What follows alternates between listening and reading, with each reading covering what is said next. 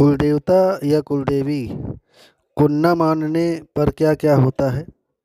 आज की वीडियो में हम यही जानेंगे, क्योंकि एक कमेंट आया था मेरी एक वीडियो पर कि कुलदेवी या कुलदेवता को अगर हम नहीं पूजते हैं या नहीं मानते हैं तो क्या होता है, और कुलदेवता मतलब क्या होता है, कुलदेवी का क्या काम होता है। तो इस टाइप से कुछ मेरे पास एक वीडियो में कमेंट आया था, तो इसीलिए मैं ये वीडियो बना रहा हूँ। जिन ज़्यादातर लोगों को तो पता है, नॉर्मल सी बात है, पर कुछ जो नए व्यक्ति हैं, नई उम्र के हैं, तो शायद उन लोगों को नहीं पता होता है। तो आज का वीडियो इसी टॉपिक पर बना रहा हूँ मैं। तो जो जानते हैं तो कोई बात नहीं, जो लोग नहीं जानते हैं तो इस वीडियो को पूरा ध्यान से देखिएगा, तो आपको एक एक चीज़ सब समझ में आ जाएगा कि कुलदेवी और कुलदेवता का मतलब क्या होता है, और लोग इनको क्यों पूजते हैं, और क्यों पूजना ज़रूरी है, क्यों मानना ज़रूरी है। और साथ ही इष्ट देवता का भी मतलब बताऊंगा कि इष्ट देवता का मतलब क्या होता है, उनको भी मानना क्यों ज़रूरी है। तो चैनल पर अगर नए आए हैं तो चैनल को सब्सक्राइब कर लीजिए और बेल आइकन दबा लीजिए, ताकि ऐसे ही जानकारियाँ लेकर के आते रहता हूँ मैं, ताकि जो भी जानकारी डालूँ तो सबसे पहले आप तक पहुँच सके। तो नमस्कार मित्रों, अमराक्षी तंत्र में आप सभी का स्वागत करता हूँ।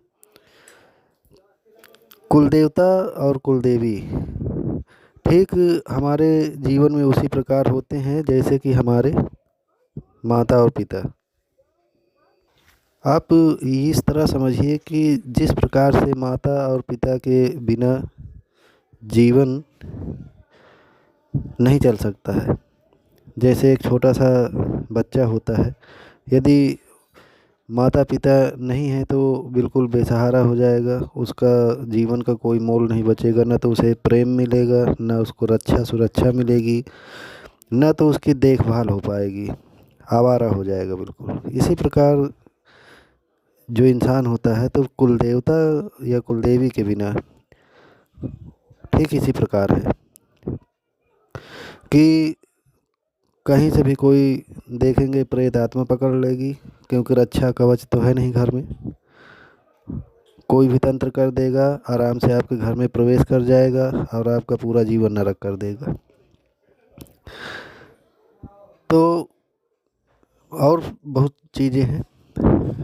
तो कुलदेवता का मतलब ये होता है, कुलदेवता आपकी सदैव हर प्रकार से रक्षा सुरक्षा करता है, आपके धन व्यापार में, रोजी रोजगार में वृद्धि करते हैं, आपके ऊपर प्रसन्न रहते हैं। तो हर तरह से कुल मिला के आपका जीवन सुखमय बनाए रहते हैं। ये होते हैं कुलदेवी देवता। आप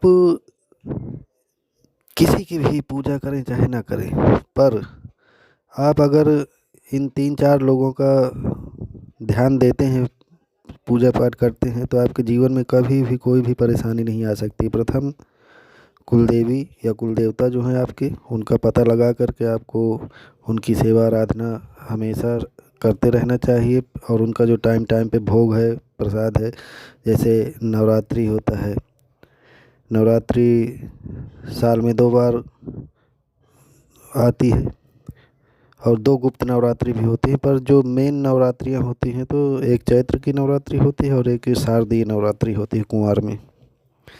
तो इन पर जो है देवी देवताओं का भोग जो प्रसाद जो है चढ़ता ही चढ़ता है। तो ये आपको हमेशा उनके लिए करते रहना चाहिए, उनकी कृपा दृष्टि में अगर रहना है तो।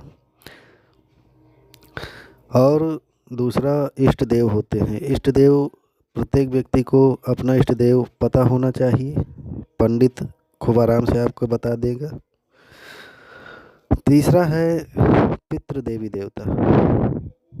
पितर जब आते हैं तो इनका भी सेवा करना बहुत ही अनिवार्य होता है, क्योंकि पितर देवता का जो रोल होता है आपके जीवन में, इनका भी बहुत बड़ा रोल होता है। कोई भी तंत्र मंत्र है या आपके ऊपर कोई कुदृष्टि डाल रहा है, तो ये पितर देवता जो होते हैं आपके पितृ, तो वो भी बहुत ही संलग्नता के साथ में आगे रहते हैं, आपकी रक्षा सुरक्षा के प्रति चिंतित रहते हैं। और जब भी कुछ आपके साथ गलत होने वाला होता है तो या तो स्वप्न के माध्यम से और या तो फिर वो ऊपर ही ऊपर अपना काम कर देते हैं।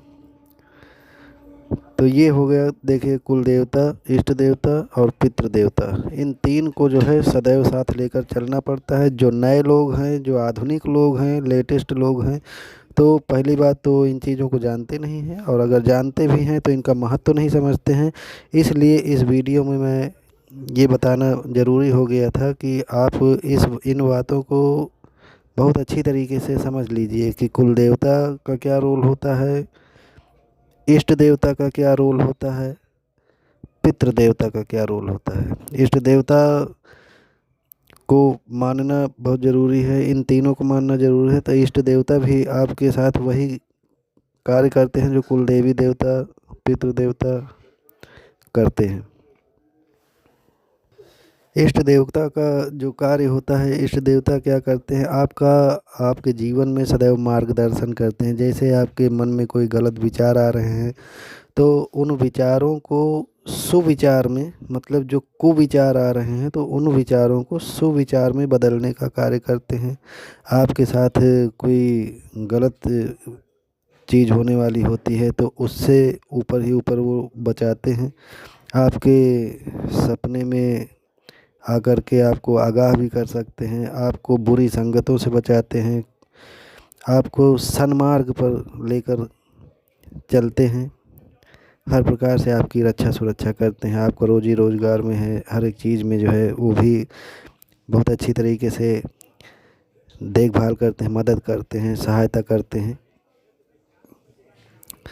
तो इसलिए आशा करता हूँ कि कुल देवता का मतलब आप समझ गए होंगे कि कुल देवता का क्या मतलब होता है, क्यों उनको मानना ज़रूर होता है। कुल देवता मतलब अपने घर के सबसे बड़े, मतलब जिनको माता पिता से भी ऊपर कह सकते हैं, तो ये होते हैं कुल देवी देवता। अगर आप को कुल देवी या कुल देवता का पता नहीं है तो यूट्यूब पे तमाम वीडियो पड़े हैं, या तो फिर आप मुझे कमेंट करिएगा कि कुल देवता या कुल देवी का पता कैसे लगाया जाता है, तो उसके लिए भी मैं एक वीडियो जो है बना करके डाल दूँगा। क्योंकि आज जो कमेंट आया था तो उसी पर मैंने ये वीडियो बनाया है कि कुल देवी कुल देवता का क्या अपने जीवन में महत्व होता है। तो कुल देवता का अर्थ आप समझ गए होंगे। कुल देवता के मंदिर में भी आपको जाते रहना चाहिए समय समय पर। जैसे किसी के कुल देवी हैं काली हैं, किसी के कुल देवता काल भैरव हैं, दुर्गा माता हैं, तो समय समय पर आपको जाते रहना चाहिए। हो सके तो आप अगर ज़्यादा विशेष करना चाहते हैं तो घर से जब भी मंदिर जाएं तो घर से कुछ ना कुछ बना करके, अपने हाथों से बना करके ले जाएं। क्योंकि बाज़ार से ख़रीद करके तो सभी लोग चढ़ा देते हैं, पर अगर आप अपने घर से बना करके ले जाते हैं तब आप देखिएगा कि आपके कुल देवता कुल देवी की क्या प्रसन्नता होगी। जैसे आप ही को कोई बना करके कोई खिलाए तो आप उसका महत्व समझेंगे कि मेरे लिए इसने इतना मेहनत किया, अपने हाथों से बना करके मुझे खिलाया, तो वही खुशी होती है कुल देवी देवताओं को। तो आशा करता हूँ कि ये जानकारी आप लोगों को पसंद आई होगी। मिलते हैं अगली जानकारी के साथ, तब तक के लिए जय माता की।